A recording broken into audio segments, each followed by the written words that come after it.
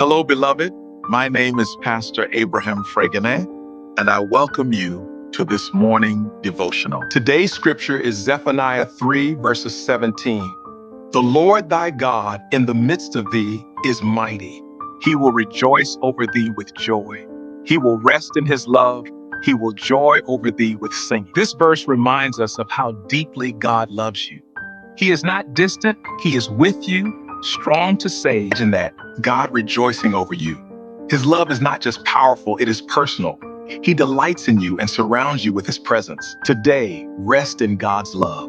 Let it bring you peace, confidence, and assurance that you are never alone. Let us pray. Father, thank you for your love for us. Help us to rest in your presence and feel the joy you have over our lives. Strengthen us and remind us that we are yours. In Jesus' name, amen. I am Pastor Abraham Fregenet from Paradise Assembly Church for All Nations. Remain blessed.